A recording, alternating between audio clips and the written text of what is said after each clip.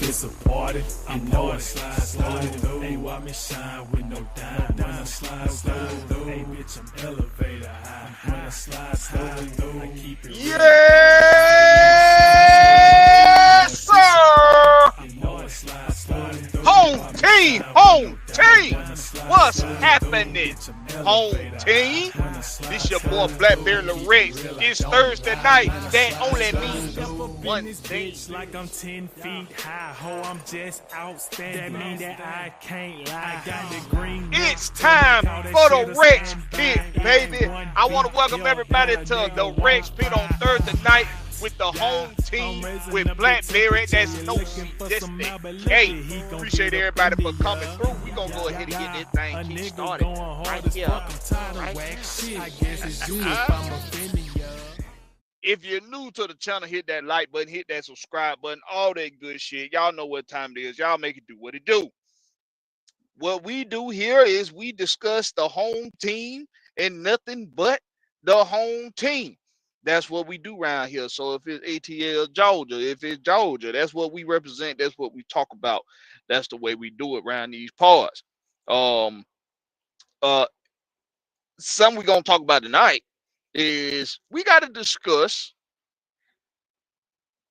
the Falcons. Yay! The Hawks. Yay! The Kendrick Lamar halftime show. Hey, some people want to go boo. And we're going to talk about some things, some interesting things about today that happened today that I think we need to highlight and we need to talk about when it comes down to the home team and what goes on. Jonte Rozier, appreciate you for coming through. Jonte Rozier say, hoping not Lamar Jackson. Why in the fuck would I be talking about Lamar Jackson right now? I don't even know why you said that. Why would we talk? Hell no, I ain't talking about no damn Lamar Jackson. Anyway, appreciate you, Jonte Rozier, coming through, boss. But it's been an interesting week. The Kendrick Lamar thing. Okay, so I'm gonna talk about it. We're gonna talk about it. And soon as I remember how to drive that truck, we're going to talk about it. And what we're mainly going to talk about is whether or not Kendrick Lamar's performance should be recognized by the black community as a, I guess, social protest for the black community, or whether or not you like the performance. If you felt like maybe he should have went with a better catalog, went with a different catalog, is a number of songs that he did not perform that he could have performed, that the people that are criticizing the selection would have rather had seen him perform, and made it not so much about Drake, which in my opinion, how do you not make some of it about Drake when part of the reason why you're even in that concert, why you even chosen to host that concert, was because of your hit diss record about Drake. So you kind of couldn't escape it. But we're gonna talk about that. We're gonna talk about the Falcons. There's a certain linebacker that's gonna be hitting free agent. Well, that has hit free agency. I think he will be a good addition to this Falcons team. I also think that as far as the money goes, if we were to acquire him, it's gonna have to be some moves made. That's probably not popular. It's probably not popular. But we're gonna get to that in a minute. And then we're gonna talk about Trae Young and the Hawks, and do they look better with the new additions to the team, even though they lost some key pieces before the trade deadline? Do they look better? Do you think the Hawks look better? Do you think it matters that they look better? We all things that we're gonna discuss. in great detail. But first thing first, and I'm hosting the show tonight on the road, y'all. Just want y'all to know that. So you got to bear with me when it comes to these buttons. I will not incriminate myself. I, I will not do it. First up on the poll tonight, former uh former staff member for the Falcons was hired to be the Florida Gators' new associate director of athletics director and general manager of football, uh, Nick Polk. Nick Polk was relieved of his duties in Atlanta in 2021 as the he was director of football, um, director of football something shit. He was some director of something. I'm having a brain fart, but he was relieved of that duty in 2021.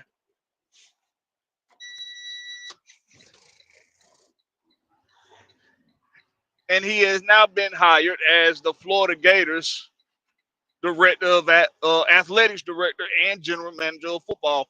Um, he was revered. He's been revered to have great football acumen.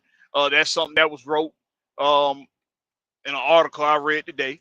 So even though I don't know what he's done since he departed the Falcons, excuse me, but I'm sure whatever it is enough to land him a job somewhere. So Nick Polk is now the Florida Gators athletics director and general manager of football operations. So there you have it.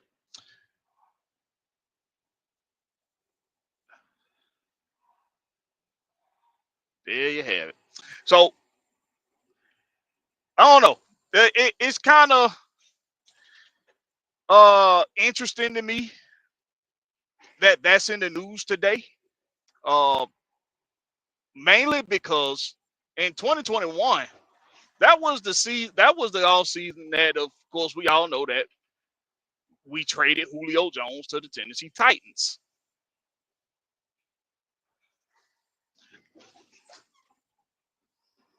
Um,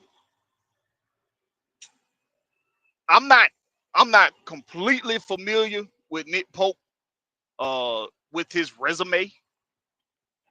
I would like to think that the Florida Gators looked at his time here in Atlanta. He was in Atlanta for 18 years. I think it said he was in Atlanta for 18 years before he was relieved of his duties in Atlanta. And so maybe they looked at what Nick Pope brought to the Atlanta Falcon organization, and felt like that's something that he could apply down there to the Florida Gators football operations. So it's going to be real interesting to keep tabs on Nick Pope's success or lack thereof with the Florida Gators. So that's something I'm going to be keeping my eye on. Also, interesting thing, TJ Yates, 2021 was also the all season that TJ Yates was promoted to, what was he promoted to? He was promoted to, hold on, I got it right here. Don't y'all tell nobody nothing. Because I'm just finding TJ Yates to be very interesting right now. Of course, if you don't know, TJ Yates was promoted today to um, a passing game coordinator, which is a promotion, of course. But he was elevated to passing game coordinator, and DJ Williams is going to take his position as quarterbacks coach. And it's very interesting to me that I don't know why, but it's just very interesting to me that the Nick Polk is hired by the Gators. A very good, a very, very good job, by the way. That pays very, very well. To be the Gators athletics director and general manager of football operations. And the same year that he was relieved of his duties here in Atlanta, well, TJ Yates was named passing specialist back in 2021 in January. TJ Yates was promoted then. Some people gonna say that this is no relevance to this. I believe it is. Like I said, y'all bear with me while I'm navigating these streets. But it's just I find it very interesting. TJ Yates was elevated today, and Nick Polk was hired to the Gators. And in 2021, TJ Yates was elevated within the Falcons organization to passing specialist, and that was the same month and year that Nick Polk was relieved of his duties in Atlanta. Like I said, I'm gonna keep a close eye on the success or lack thereof of Nick Polk with the Florida Gators. But just as important, I'm gonna be keeping an eye on TJ Yates. It seems that no matter what happens with the Falcons, TJ Yates gets elevated to another position. It's been a steady recurrence for the Falcons. It's been a steady recurrence in the organization. TJ Yates, no matter what our record, no matter how bad we look, no matter what the quarterbacks look like for us the prior season, TJ Yates he's being given opportunities to move up, and they're moving him up. So I just find that very interesting. Very interesting. Very, very interesting. In the free agency this year, of course, the Falcons can't do much. We know this.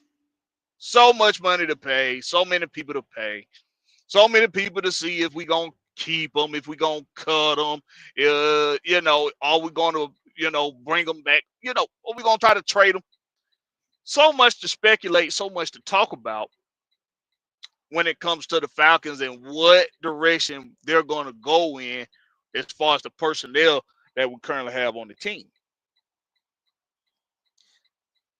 What's up with your old chicken haul up? He said, Yates be next offensive coordinator.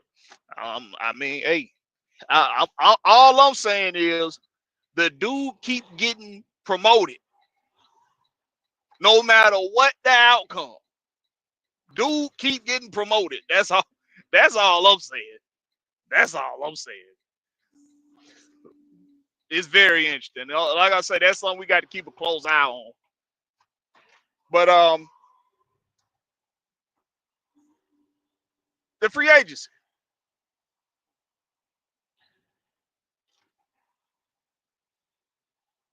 The tinkering and the tankering and the manipulation of the numbers that's going to have to be done for the Falcons to make themselves a better football team.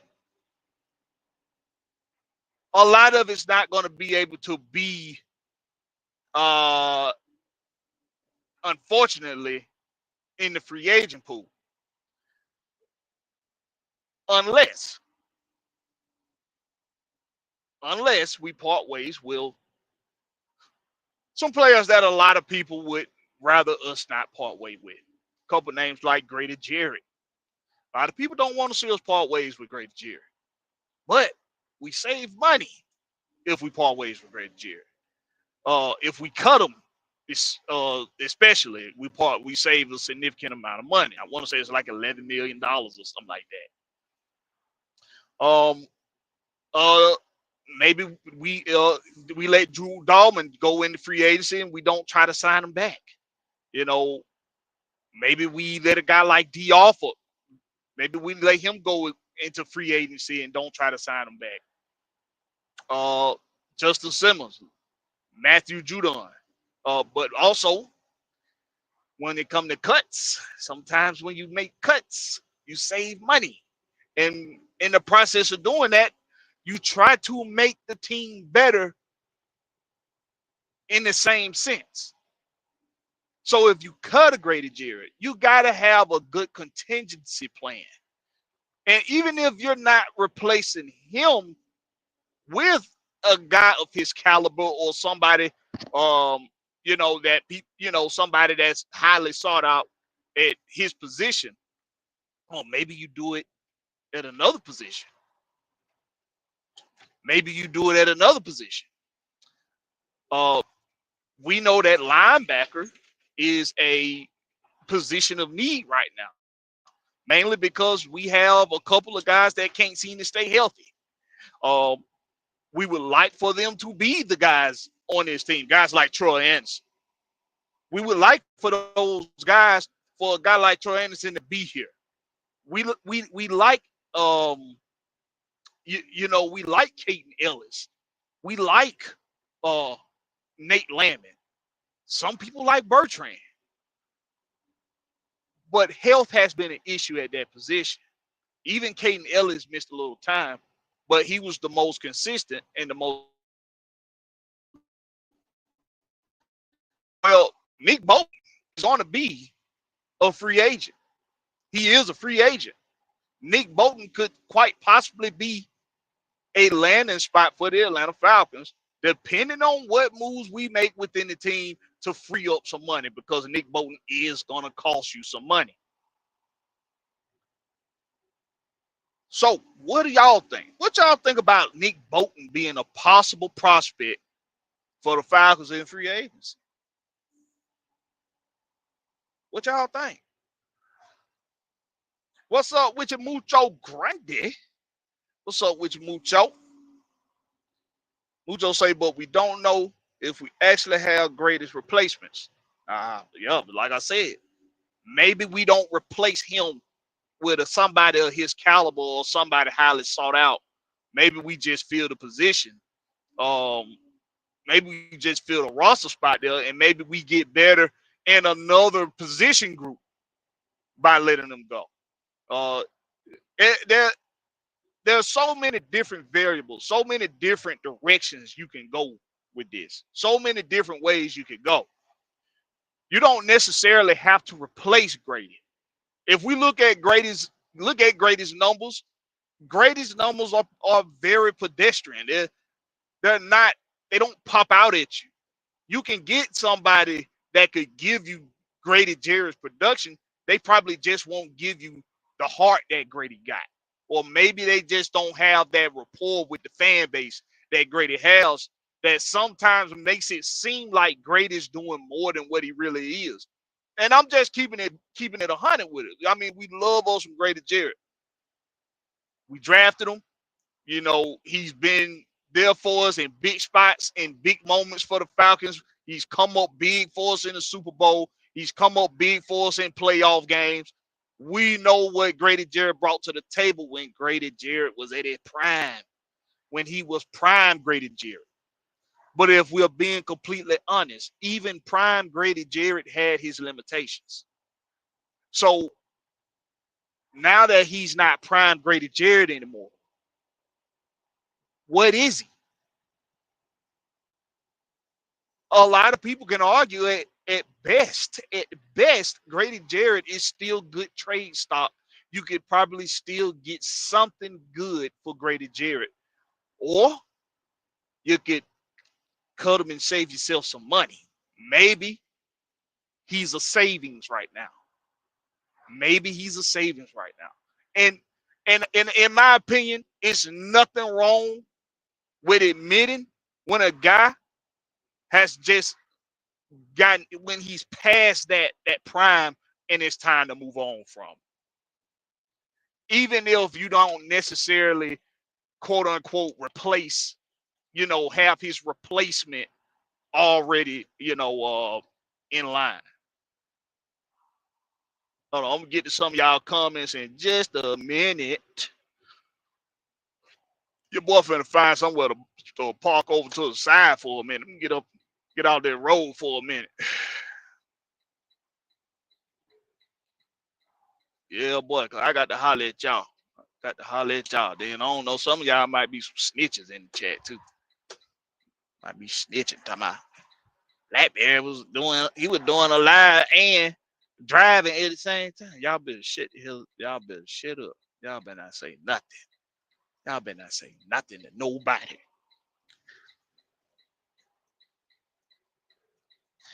But yo, let me see what y'all think about Nick Bolton. We just say facts. Gotta have a plan.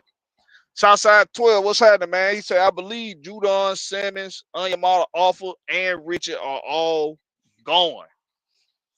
Yo, and let's keep this 100 now. Let's keep this a bean. Let's keep this a bean now. The names that Southside just listed.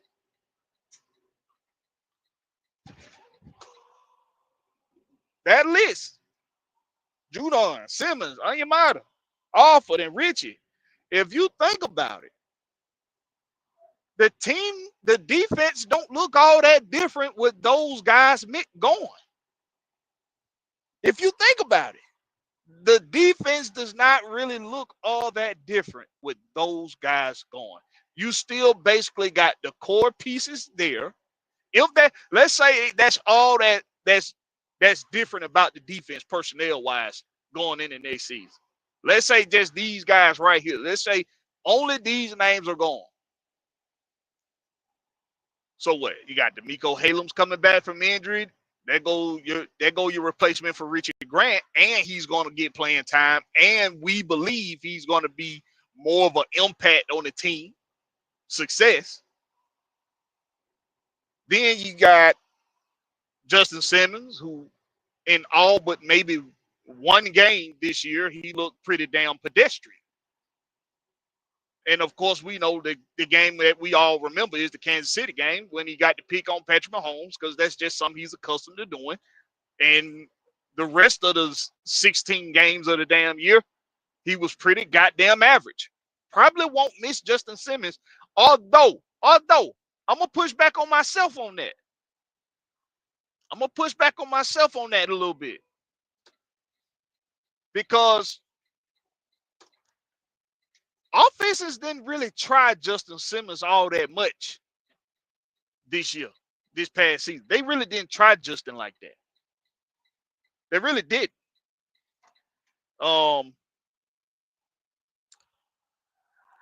Especially when we would play cover two, when we would have when we would play two high safeties, they weren't testing Jesse and Justin. Maybe. And hear me out on this. I know a lot of folks they said Justin Simmons get fuck on. I get it.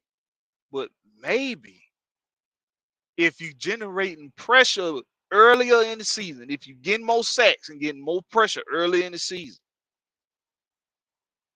maybe Justin Simmons' season looks a lot better. Because there was a period when not only Justin, but Jesse and the rest of the secondary, they looked out of sorts, because it's hard to cover for 4 seconds or longer. It's very hard. It's very hard to cover for 4 seconds or longer, and you have to do it every other snap. That's very hard to do. At some point, skill gets outweighed by exhaustion, gets outweighed by endurance, the lack of endurance.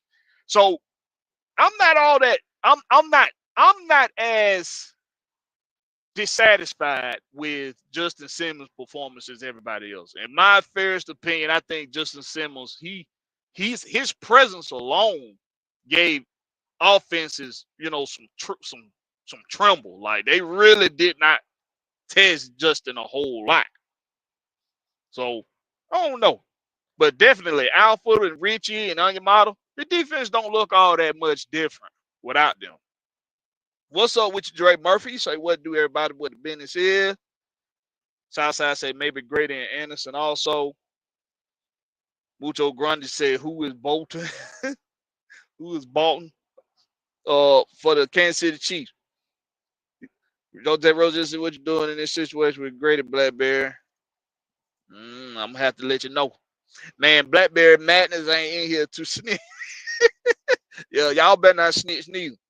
Some bitches. But yeah, I mean, I think this. I think he'll be a good addition from the Kansas City Chiefs, man. Y'all let me know what y'all think. Southside said, to be honest, Simmons on my list is the one I consider signing back because he didn't allow much to let Bates to be the playmaker. Yeah, and when you think about it, um, the ability that both of them possess, being able to play space, be able to track the ball, and with both of them having the ability to come up on the line, it gives us the versatility and safety that we need, even when we're switching up the assignments and we're rotating safeties in, like we would be doing with D'Amico Halams and whoever else we would have as safety. Um, and I do think Halams is gonna come back, but although I don't know, it's not for sure that Halams is gonna be a Falcon, y'all. Just because he was injured and everybody think they gonna give him a shot, it's not for certain. So I wouldn't put no money on it, but I think he will be a Falcon and he'll be rotating in at safety. But yeah, I really believe that Justin Simmons, I think he still has quality for what he offers to a football team, to a defense. All right, what we got next? God damn it. Let's see. All right. We gotta talk about this now. Since I got no people in here, we talk about it now. Kendrick Lamar's halftime performance. I've been on, man, I'm gonna be real with y'all. I have not been able to stop watching. I have not been able to stop watching these damn halftime performance. Now, me,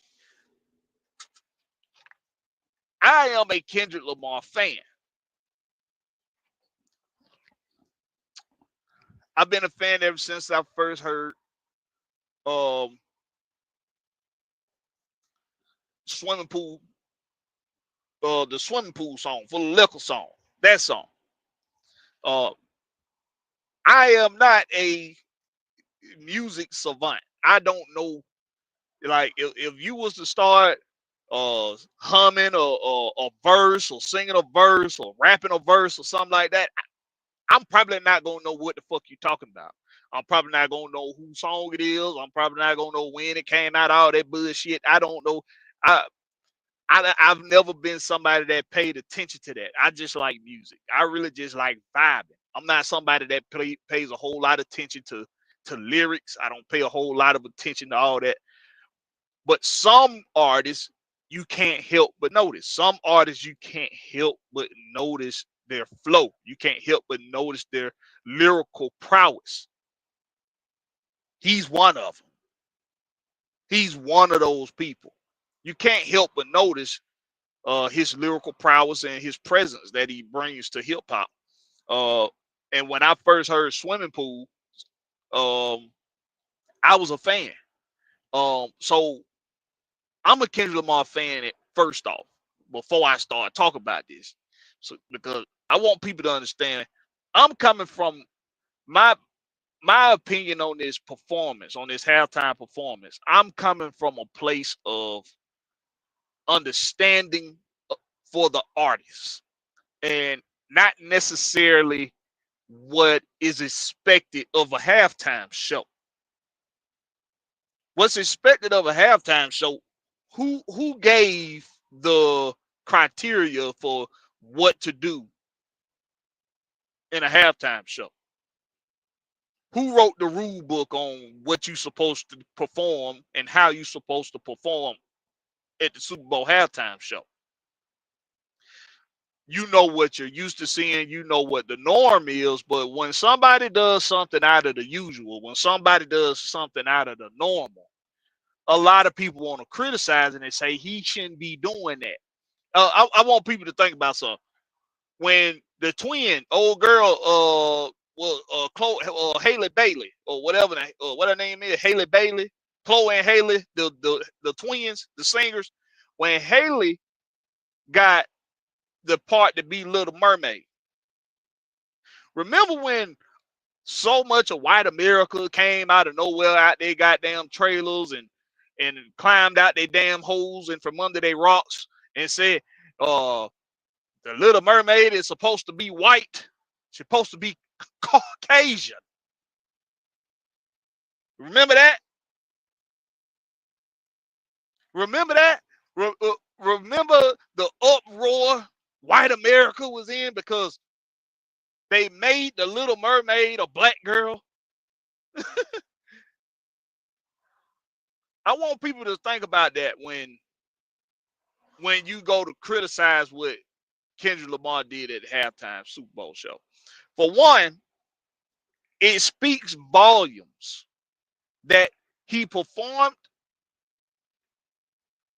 a new album and had a few songs that nobody had heard before and was still able to break the viewing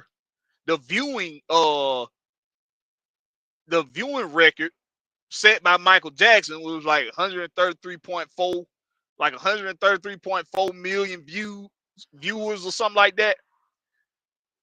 He did it with 133 and a half. And he did that with a selection of songs that a lot of people hadn't heard before.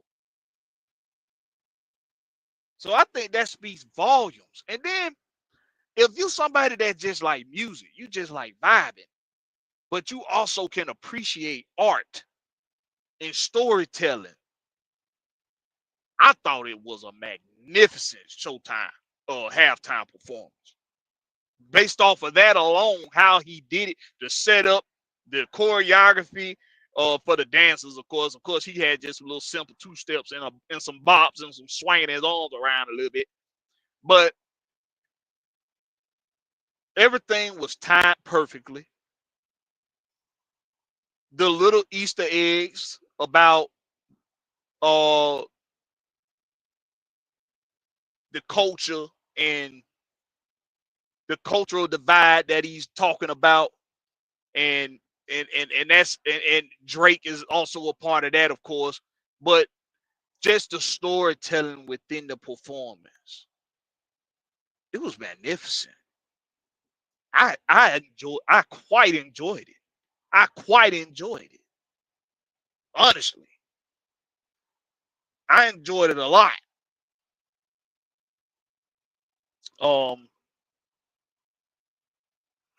Make sure ain't nobody trying to call you, boy. And make sure when nobody trying to call you, boy. Let me see what y'all thought, man. Southside said the halftime performance was kind of mid, but still a fan of Kendrick Lamar. Why you think it was mid? Southside, tell me why you say you think it was mid though. Dre Murphy said, "I hope, pray, and wish Hitman Hillams to be in the Atlanta Falcon." Though, yeah, I know you like Hitman, Dre Murphy, the one and only. Mucho say the bell bottoms were diabolical work. Hey man, the bell bottoms was, in my opinion, I don't think it was necessary. I think he making a statement with the bell bottoms too. I think the bell bottoms, I think the bell bottoms, they, I'm losing my words here. I think they represented what, as a culture, the things that we made popular, the things that we revolutionized, or the things that uh damn man, I gotta start doing more writing and reading. I'm starting to forget damn words and shit. I know it ain't just age. But the things we made hot, the things we made trend, you know, the bell bottoms were kind of a representation of that. Like, no matter what is taken from us, we'll always have new and old things that we can go back to. I mean, things come back in the trend all the time. And most of the time, it's something that we started. I wouldn't be surprised if Jabot jeans come back in the damn, uh, come back popular again. I wouldn't be surprised at that. But I think the bell. Now, of course, me personally, I think seeing somebody walk on their goddamn pants, legs, I think that shit is sloppy as hell. I think that shit looks sloppy. And I thought that was something, that I would not have. If I'm backstage and I see him like that, and I'm somebody he listened to, I'd be like, hey man, you sure y'all want to do something else with the bell bottoms? You sure you want to do that? Because you look kind of sloppy. You walking on your pants. Like that's kind of sloppy looking. So yeah, I didn't like it. I don't like that anyway. But everything he did in that concert had meaning behind it. D. Coleman said rapping all those lyrics going up and down the field is impressive. Yeah, it does. It takes stamina, man. It was impressive. Being able to keep your flow, being able to remember your lines, because we done seen a lot of folks forget their damn lines doing Super Bowl performances. Um but it's just like it's impressive to be able to stay in that mode while moving and remembering your purpose. It's very impressive. D. Coleman said, first solo rap, Super Bowl halftime is uncharted waters. Ain't no rules, ain't no blueprint. Absolutely. That's what I say. I say the same thing. And that's what a lot of people not thinking about, D. Coleman. It's the first halftime show of its kind. It's the first of its kind. The very first pure rap, pure hip hop, um, just pure rap halftime performance. A lot of people say, well, that's what Dr. Dre's was. Dr. Dre had Mary J. Blige in it, and soul singing. And Dr. Dre is a DJ. Now, don't get me wrong. Now he's hip hop. Don't get me wrong. And you know what? I'm gonna take it back. You know what? D. Cole, we still right because he did it. It was him by himself. It was him by himself. First solo rap artist to do it by himself. I don't know what y'all wanted from him. I mean, because if you think about it, think about this. Kendrick Lamar, got a lot of fans. He's a big name. Don't get me wrong, big star. But as far as his catalog goes, if he just went out there and just did Money Trees and just went out there and just did songs like that and just went out DNA, if he only did those songs, the songs we've already heard, I don't think he's that he's blockbuster enough for people to say that was a great performance by Kendrick Lamar. That I think he would have been even more criticized if he would did that. He had to reach deeper than somebody else that would have been chosen for that. Even Drake, if that was Chris Brown or Lil Wayne, if that was Master P, if that was those guys, those guys' catalogs are classics. Now, don't get me wrong, Kendrick got classics, but he's still kind of fresh, right?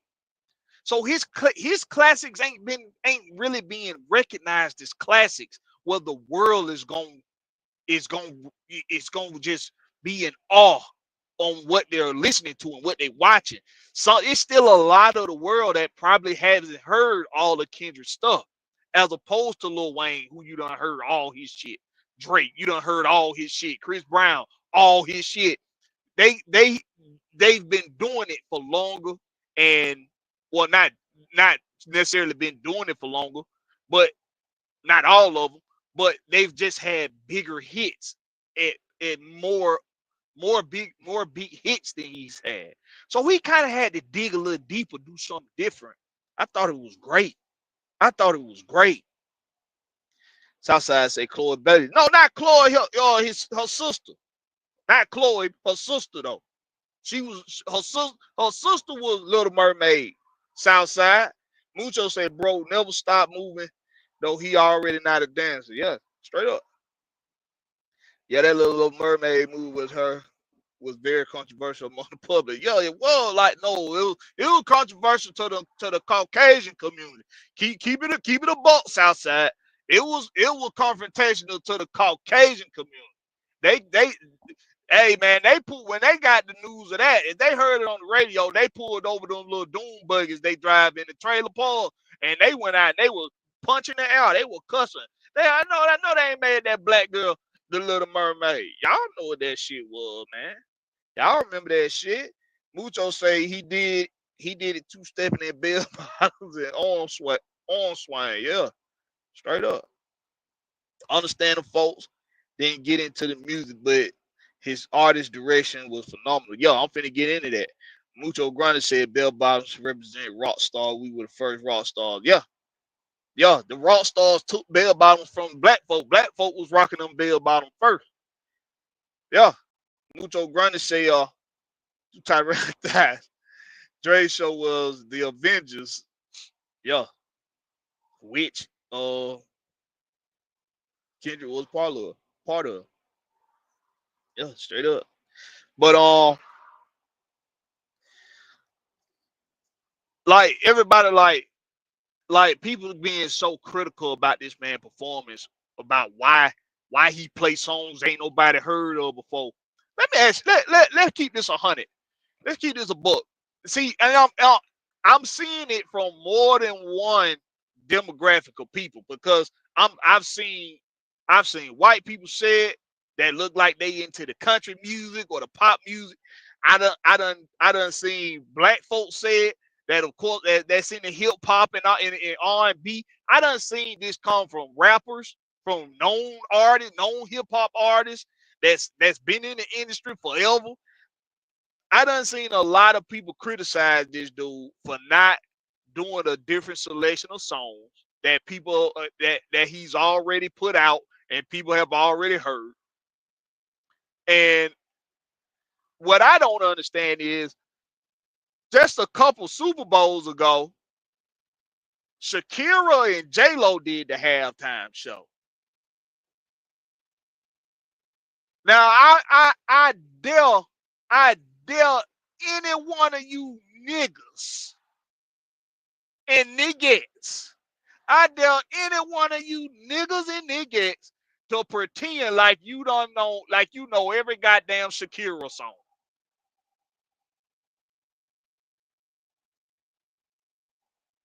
Or even every damn J-Lo song for that goddamn matter. Because let's be real, if she ain't doing a cameo with LL Cool J or Ja Rule or somebody like that, you don't know no goddamn J-Lo songs like that. I dare one of y'all niggas or niggas to pretend like y'all know that she done did 10 different goddamn songs with Pitbull. I dare you to know. I dare you to pretend like you know that shit. So we gonna act like when somebody that goes and does some different music that, oh, he shouldn't have done that. That's a no-no. That's a no-no. He shouldn't have done that. He should have played stuff people know so people can sing along with him. It wasn't about singing along. That ain't what it was about. It wasn't a sing along. What it was storytelling, and what it was a revolution, like he said. That's what it was.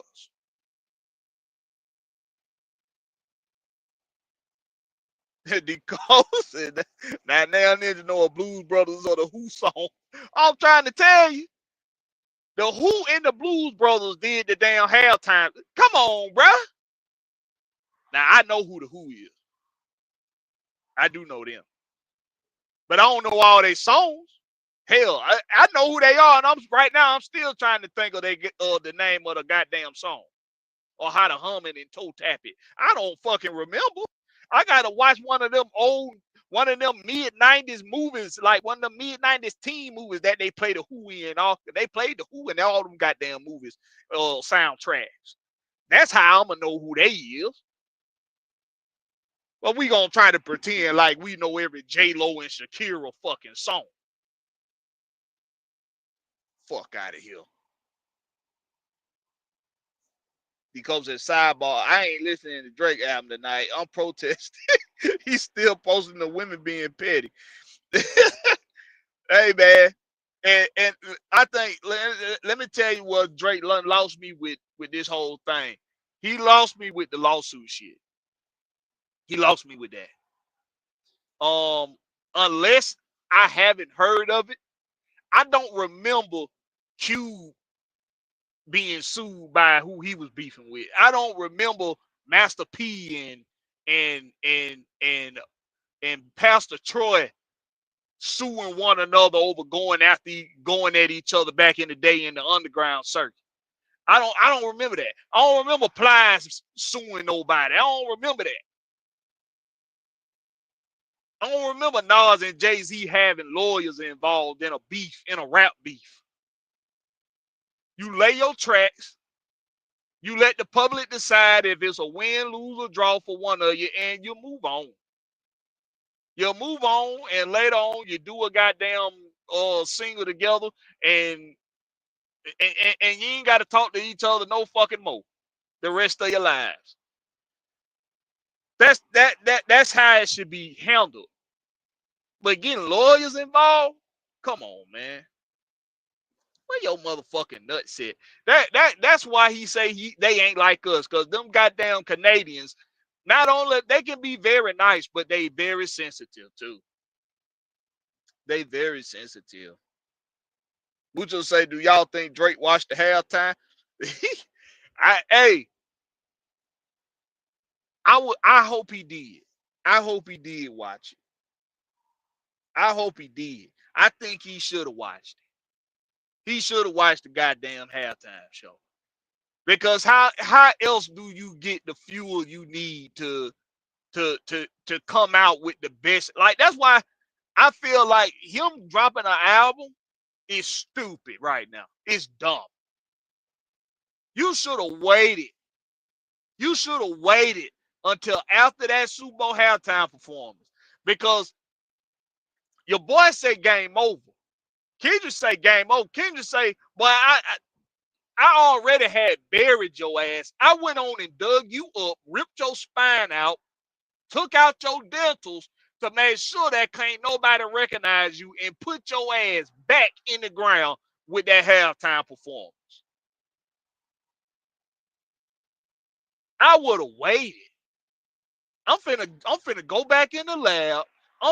You think it's game over? Nah, nigga. This beef finna go on for more than a year. We finna go on for another year, because you had last year. This year finna be mine. I'm finna fuck your ass up now. You gonna call me out on national TV, on a global scale, scale, like the halftime show? You gonna do it like that? Okay. I'm gonna perform next year at the halftime with the shit I'm about to drop. I'm finna flame your ass, boy. But see, that's how you know Drake ain't really built like that, y'all. That's why he shouldn't have never got into this shit with Kendrick Lamar. He shouldn't have never got into it like this shit with Kendrick. Drake would lose in a rap beef to Chris Brown, in my opinion. He did lose when they had their beef. He lost when they had their little beef. So listen, man. I hope he watched it. I hope he watched it. When folks said Kendrick was the worst, I went back to the Blues, bro. I know they fucking lying. I'm trying to tell you, boy. Fuck out of here. And they a house band at that. The Blues Brothers is a house band. They play other people's shit. Southside 12 in a rap battle, you keep it pen and paper. If you lose, you take the L and bounce back, but never bring in lawyers. That's the code. That's the code, bro. That's the code. I'm a fan of Kendrick, but I've always looked like Drake. But his moves after this beat turned me. Yeah, me too, bro. They done turned me out to him a little bit. He until he do some hard ass shit. I ain't talking about just a song. Like, bro, you got the goddamn that motherfucker told you game over, bro, to the whole world. He told the whole world, but I just ended the game on your motherfucking ass. You gotta goddamn do something, bro. You can't let it be over. I know a lot of folks saying it got to be over. It's been a year. Okay, y'all say that shit until Drake draws some shit that y'all be goddamn singing to and singing along to, just like y'all do the A minor shit.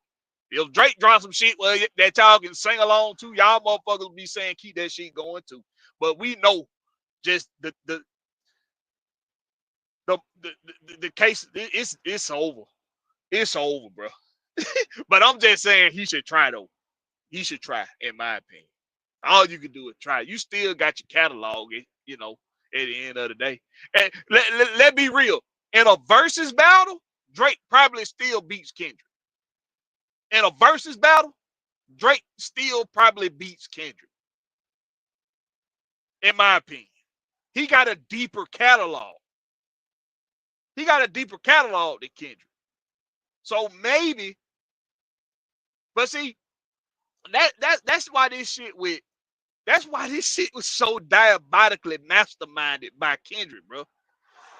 Because he knows that. He knows if he came down to a versus battle, Drake gonna win this shit. The fan base gonna say, yo, Drake got that. Because his catalog is deeper.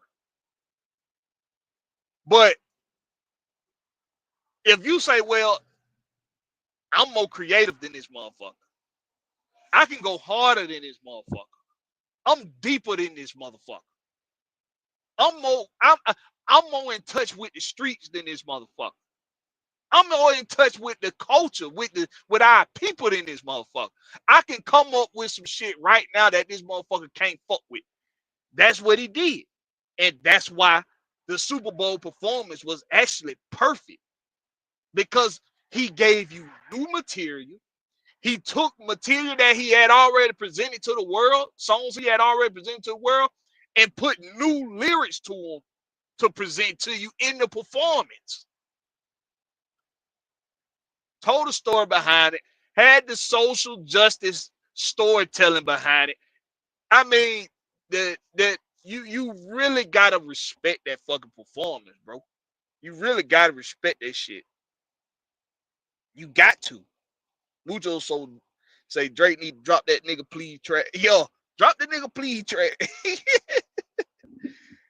Chris Brown mocked up Quavo bad, man. I don't even know why Quavo thought he could even try to hang with Chris Brown.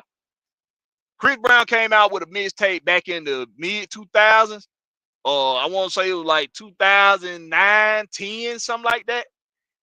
He came out, well, I guess that's still considered kind of early 2000s, but he had a mixtape, bro. Him and Trey Songz dropped mixtapes at the same time. It's a lot of these rappers ain't fucking with Chris Brown, boy. I'm telling you. I like Dre also, but Chris Brown and Quavo beef ended fast. Yeah, because Quavo went finna talk about shit besides gold chains and gold teeth and what car he drove and how much weed he smoked in it the night before. That's all that motherfucker got to talk about. Oh, and putting referencing basketball in almost everything he goddamn rap about. Big Coleman say I ain't looking for the Drake pop bop. It gonna tell you if he getting played on the radio, it gonna tell you. Yeah, I still fuck with Drake, man. I still fuck with Drake, bro. Kendrick Lamar did to Drake what 50 Cent did to Ja Rule. No shit. Even worse. But you know that motherfucker 50 don't miss opportunity to troll Ja Rule, but he still troll Ja Rule to this day. It's petty as fuck. It's very childish and very petty, but it's very funny to see too. Sounds like I wanted a Wayne and Kendrick be so bad after that song Kendrick made on his album. Yeah, I think they called it something at the Garden, Man at the Garden. Um, yeah, yeah, like that was direct. That was a direct message to Wayne. But see, I'm gonna be real with y'all. That would be a better. That would be a better showing than Drake and Kendrick because Wayne can get deeper than Drake. Drake can put a lot of he can say some clever stuff. He can be real clever, but Wayne can be clever and can be even deeper than than Drake. And it's just a more lyrical matchup. Wayne and Kendrick, in my opinion. Drake should have ignored Kendrick. Yeah, he should have ignored him. He should have no. He shouldn't have even got down. Man, T Terry, what happened, man? Kendrick reminds me of the modern day Tupac. Yeah, because of the controversy. And it from what I remember about Pac and in the controversy that surrounded him, uh, the black community, they criticize our black community criticized Pac too in the way he went about um the way he went about beef with Biggie, and it's kind of the same, man. It's really no difference. The only difference is hip hop was a lot newer to the music scene, to the music game, or gangster rap, should I say. Gangster rap was a lot newer to the music scene in the 90s. Because in the 80s it was more, like Public Enemy them, it was more about in the 80s, if you wasn't rapping about social justice, black justice, or something like that, you know, you was just you was a comedy rapper, basically. Like it was just for entertainment. It was just it really wasn't gangster rap yet. And I say comedy rap. I know some people gonna get on about that, but that's just how I look at it, bro. Like LL was the closest he came to hardcore rap. Everybody else was very, man, comical in my opinion until NWA and old guys and Pac and old guys afterwards. So yeah, I feel you on that, T Terry. D Coleman said I think 2025 K Dot is embarrassing 2025 Wayne respectfully. Yeah, he is. Wayne embarrassed his motherfucking self. I don't know how he get up every day and look at himself in the mirror. He looks fucking ridiculous. He looks fucking ridiculous. But hey, he knows somebody that like that shit, I guess. All right, man. We got to get into a couple more things before we coming up on an hour. So let me get into something. Let me get into the next topic.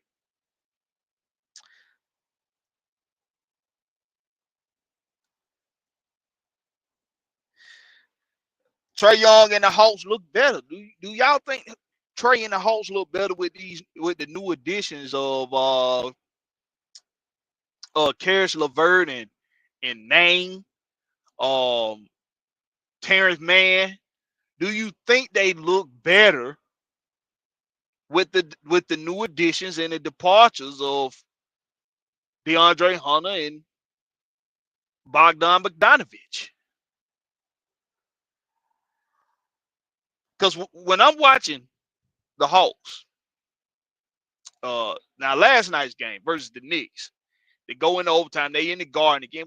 And I don't know why I feel like we done played these motherfuckers in Madison Square Garden like 3 straight times this year. Why the fuck do we have to go to them so fucking much when we play the motherfuckers? Why we got to play them back to back? in fucking New York? Why they can't play us back to back to back in fucking Atlanta, motherfuckers?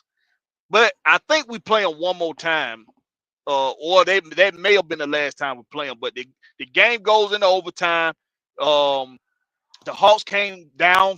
They came back from being down 18 points in regulation. They tied up in the fourth quarter. They go into overtime.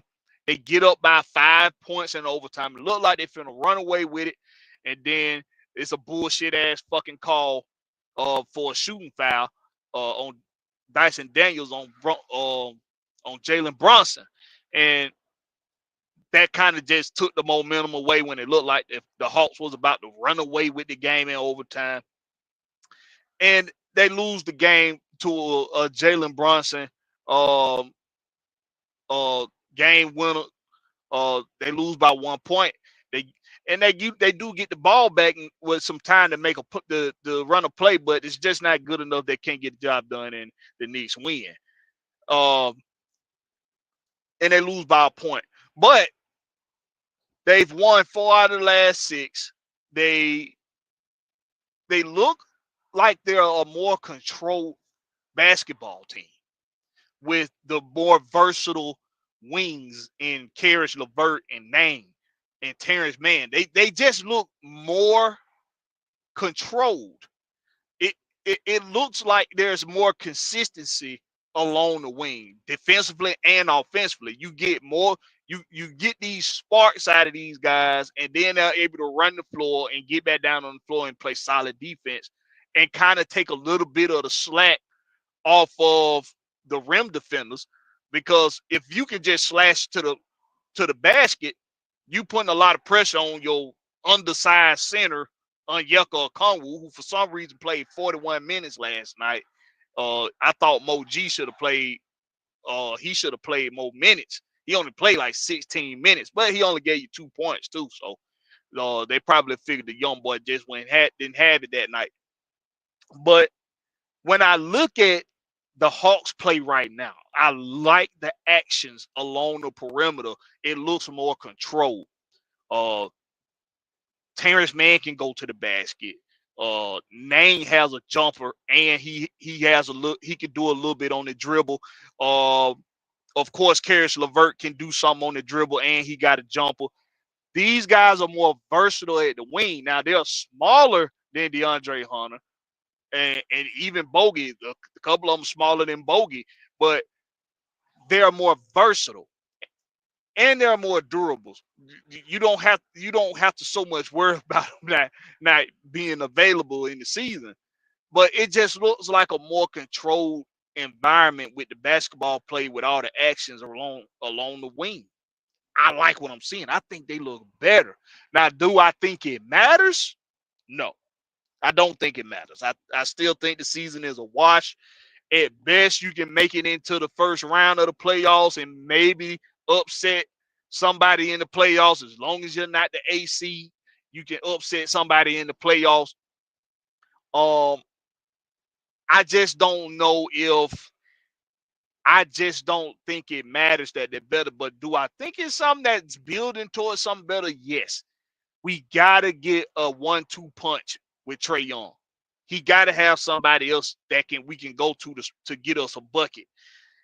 And it got to be somebody in the forward or center position. It has to be. It has to be. It has to be. Let me see what y'all think about it.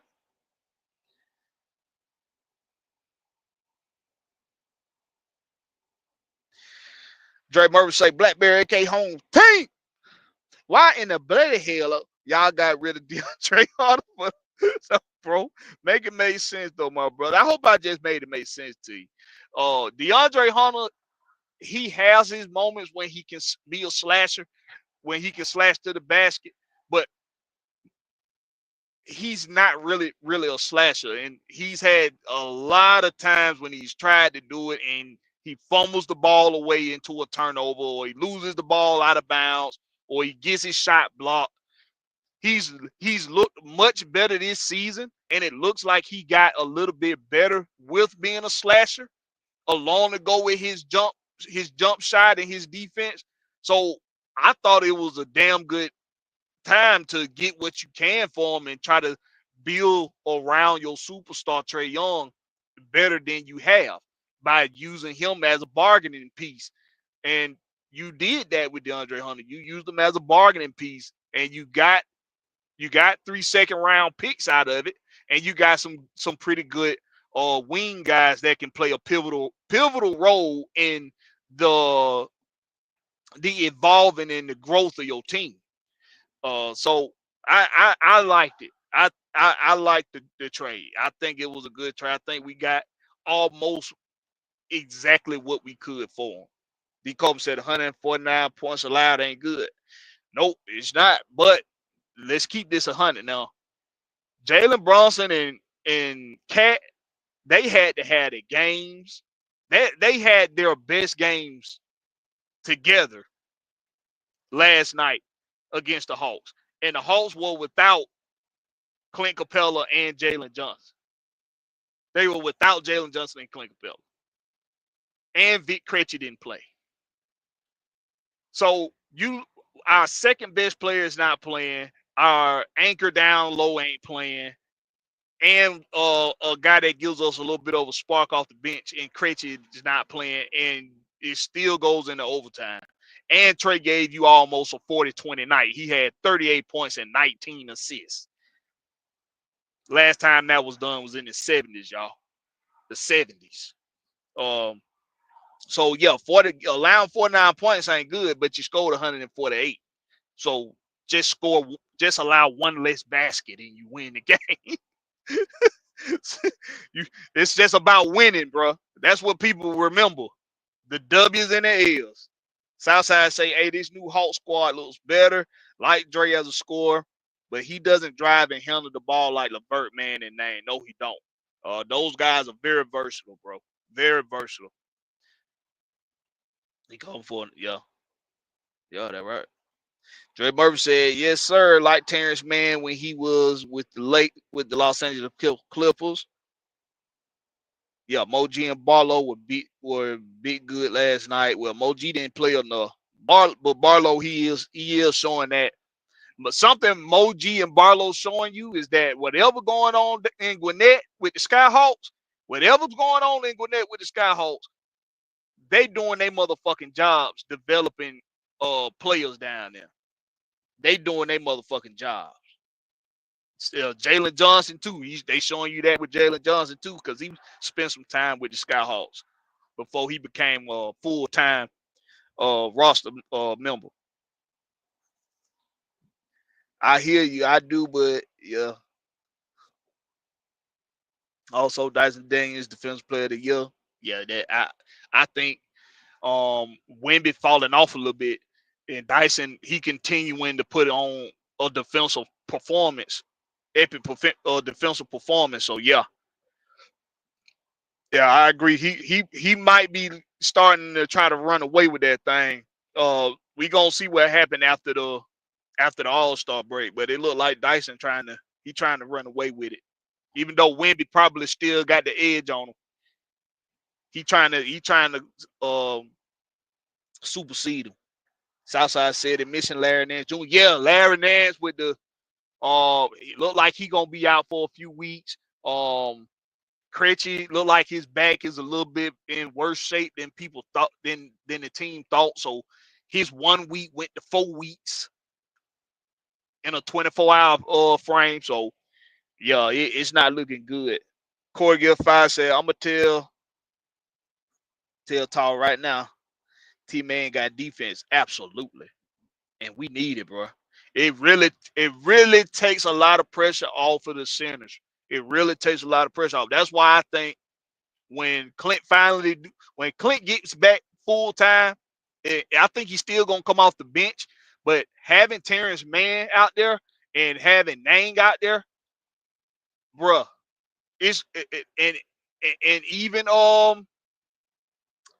Karis LeVert, having wing defenders that are consistent on the perimeter takes a lot of pressure off your ankles.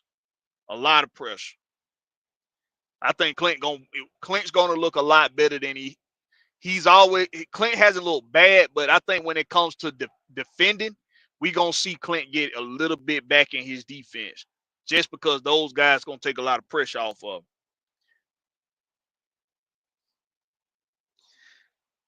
Southside said I was kind of shocked we waived Bones Highland, but I think it's because he's an ISO all offensive point guard who doesn't assist, and because he opened up his big ass mouth talking about he ain't really want to come to the Hawks. So that I'm giving a lot of respect to Landry Fields right now, bro. I've been hard on Landry Fields, mostly because of the wrestlers and how I think he a puppet for them, which I still think, but I think they done gave him a little room to call his own shots. But I got to give it to Landry Fields, bro. The moves what we're seeing out of the front office right now is a front office that's like, look, we done with the bullshit. We gonna get this team right. You don't want to be a Hawk? Fuck you. We don't need you. We'll goddamn do without you. We got motherfuckers down at the Skyhawks we can call up that can come do what the fuck your ass would have did for us. Highland, you some bitch. Get the fuck out of here, little bitch. What are you like? Highland like 6'2"? Like, man, get the fuck out of here. You're a 6'2" guard. They say he got some defense, but man, get the fuck out of here. They say he can shoot too, but get the fuck out of here. Go get five set, Ben Simmons. Oh, but yo, man, I think the Hawks look better, man. I really do. I really do. But let's get back into some Falcons talk, bro. Like, if you see the thumbnail, I got who I think the pillars of these the two major sports in Atlanta in basketball and football, Trae Young and Michael Penix. And a lot of people might say it's too early to put Michael Penix as a pillar, but that's what we've made him. So we've made him a pillar because we're putting the expectation on him to be our franchise quarterback. What comes along with being a franchise quarterback is pressure. So he has to be able to live up to the pressure. He got to be able to perform under the pressure. If we put the pressure on you to come in here and be the guy at the gate, well, some of that do have to do with us being spoiled by Matt Ryan and coming in and making the Falcons relevant again, and and not even needing a whole year to do that. So yeah, the pressure's on. But when you in a boiling hot pot like this one in Atlanta, you got to be able to perform under the pressure. You got to, because it's a city of greats. Whether people like, we might not have the championships, but it's too many greats that came through this city that still represent and hold it down for this city. So when we talking about pressure and being a pillar in the community, you need to be a pillar in the community, Michael Penix. But I think the future bright, man. I think the future is bright, man, for the Falcons with Michael Penix. I think the future is bright for the Hawks with the front office finally looking like they ready to truly build the right kind of team around Trae Young. I can't wait to see the splash move that they make. They kind of been hinting at a splash move they're going to make in the offseason. I can't wait to see what it is. Me personally, I think we can still get one more prime year out of Joel Embiid if we make a move for him, but that's just me. But we talking about the Falcons right now. So I think the Falcons' future is bright, man. With this draft coming up next month, we got a lot of discussion about what the Falcons going to do at 15. Are they going to trade back? Is it possible that they'll trade up? Is it possible that they'll still go offense instead of defense, even though everybody's begging for them to go defense with that first round pick? What's going to happen? Will they make a trade with the personnel they already have and try to get 2 picks in the first round, considering we only have 4 picks total in the draft? Will they trade back and see if they can get more picks in the second, more picks in the third? So there's a lot of a lot of scenarios being thrown around. I just think that with the future being as bright as it is for the Falcons, with Michael Penix as your future quarterback, and everybody getting a little taste of what he's capable of. I think you have to understand that what you do from here on out can't be about playing it safe, because too many chances have already been taken. You took a chance on a 12-year quarterback coming off a torn Achilles, who's statuesque already as it is. That blew up in your face. We could look at the Kirk Cousins and interview about how he got hurt in week 10 and all that, and people saying, well, he threw the Falcons under the bus. You can consider all those things, but at the end of the day, you went with a 12-year veteran quarterback who's statuesque, coming off of a torn Achilles, and you paid him and you promised him a tremendous amount of money. That in itself, before the interview shit, before the swag surfing, before the Kirk Cobains and all that, at that moment, you took a major risk in doing that. And that's before we get to the morale, the moral compass of the moral compass of Kirk Cousins. That's before we get to that. That's before we get to the not taking them out and starting the young buck sooner and giving your team more opportunity, a better opportunity to be in, to move on into the postseason. Before all that, you had that major.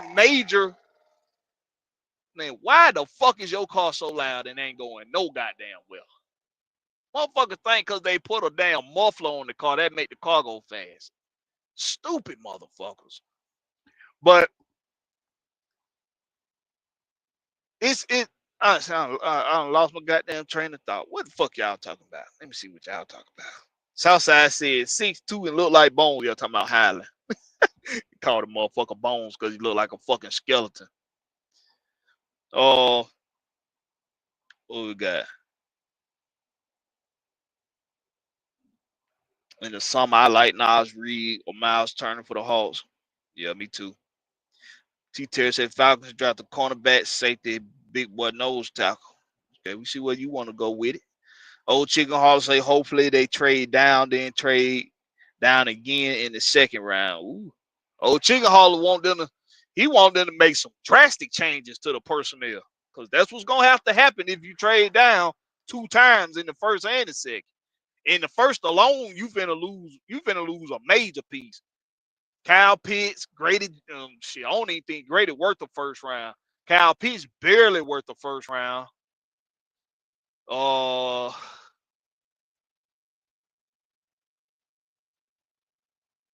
Shit, man. Your first round stock is your first round stock is really Bijan Robinson, Jesse Bates, maybe AJ Terrell. AJ might not even be worth the first round. But you talking about making some critical changes. Dre Murphy say, don't forget about linebacker that can cover though, bro. Southside say with the 15th pick of the 2025 NFL draft, the Atlanta Falcons select Luther Burden, wide receiver of Missouri. Well, if they go receiver,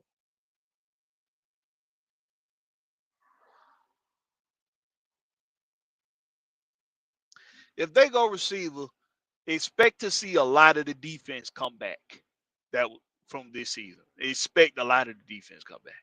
Justin Simmons will still be here. Grady Jarrett will still be here. You're probably gonna resign David Onyemata. The only one might not be here is Matthew Judon. And the only Judon, Grant, and maybe D'Alfa.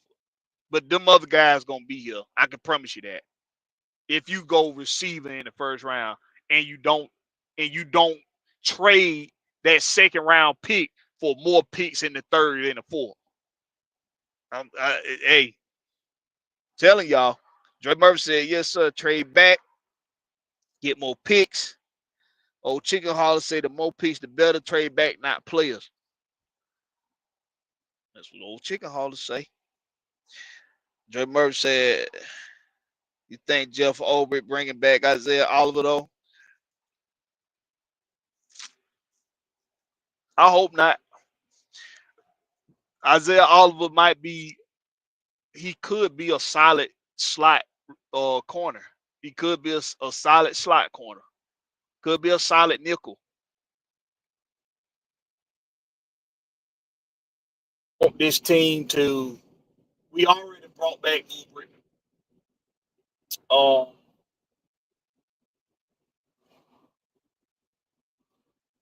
I don't want to become, I don't want us to become a parody of ourselves. You already got Raheem Morris, who's a familiar coach. You already got Ulbrich, who's a familiar coach. You start bringing back players that was from that era too. You just start becoming a parody of yourself. A part of moving on to a new regime, a part of moving on to a new era, I'm gonna say, not regime, but a part of moving on to a new era is not looking back. Sometimes you do have to recycle goods, and sometimes you do rehire those that you fired. And we've done that, and I think we've done that enough.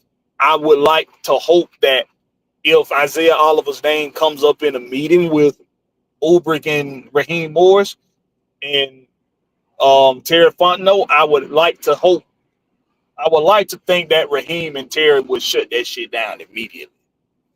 In my fairest opinion.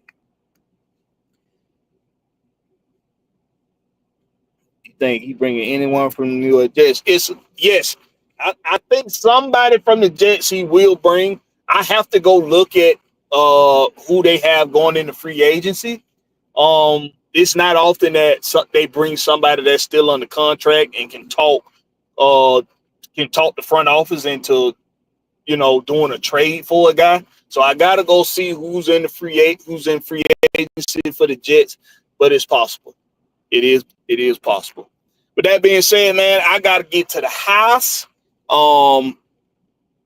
It's Valentine's Day tomorrow, man. Look, man, on Valentine's, let me tell y'all something about Valentine's Day. Of course, it's a pagan holiday, and of course, don't nobody give a fuck about that shit. Some people just want to be festive and enjoy themselves. I consider myself an Israelite. I know that the good Lord, the Most High Yah, He gave us days to celebrate. He gave us things to celebrate. But I'm not a sour apple. Listen, man, I like to have fun. I like to be festive, but I understand where I come from. I understand who the Father is, and I'm reading the Word more to get better understanding of who my Father is and how I'm supposed to live. But with this Valentine's Day thing, for the single guys, I'm married now. I've been married. Well, I only been married a year and some change, but I've been with my wife for over 12 years.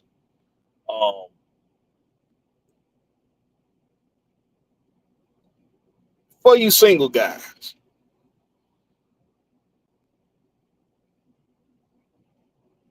do what you can do within your means. Don't let Valentine's Day expectations fuck up your money. Valentine's Day is falling on a day, which is on Friday. On a Friday, it's falling on a day where more people spend more money than any other day on Fridays. If your girl done picked out the restaurant, she done picked out where y'all going, or she done picked out the outfits. She done picked out the the the scene y'all finna go on. She know what spot she wanna go hop around at. That means she done picked a lot of places where your motherfucking ass can't afford. But you gonna try your damn hardest because You don't want that coochie mad at you because you want that coochie at the end of the night. Because you think that Valentine's Day coochie, that going to be that Instagram coochie. That going to be that OnlyFans coochie. That going to be that TikTok coochie. That Valentine's Day coochie going to be some real good coochie. It's going to be a lot of babies made tomorrow night. Early Saturday morning. It's going to be a lot of babies made. Don't go making no baby and you done spent your last dime on whining and dining. That's just a little advice from Uncle Blakberry. No seat, just a cake. I want to appreciate everybody for coming through. Appreciate the loyal compadres and compadres. Dre Murph Southside, T. Terry, Old Chicken Hauler, hey man, Southside. I say Court Gear Fire. Appreciate you for coming through, man. I want to thank everybody for coming through, man, showing love, man. I appreciate everybody. Mucho Grundy, Jonte Rozier. And Jonte, you said my heart still suffers. Okay. D. Coleman, appreciate you for coming through. I'm going to let you have it tonight, Mucho, because I'm trying to go. Not Mucho, but Jonte Rozier. I'm going to let you have it tonight because I'm trying to go. But appreciate everybody for coming through, man. This been your boy, Blakberry LaRex. Make sure you're tuning in every Thursday, 7:30 p.m. Eastern Standard Time. Do your boy a favor and hit that share button. Share this on your Facebook or your Instagram or your X account or your Reddit accounts or your OnlyFans accounts. Whatever you down with. Share it on your platforms, man. I appreciate everybody coming through. Also, the website for HomeTeamFish.com is currently in a rebuild phase.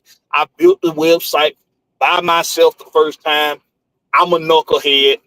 I know I should have got some professional help along the way to at least help me in the process of it and make sure I got all the nicks and crannies worked out. But I thought it was a damn good build of a website for somebody that is not technically savvy like myself and somebody that has no experience whatsoever on building websites or doing code or none of that shit. Hell, I barely know how to download something off Netflix, but your boy did a pretty damn good job with the first draft of the website. Got some sales too. So the website is in a rebuild phase. Y'all stay tuned. It will be back up very soon. We getting it back better than ever.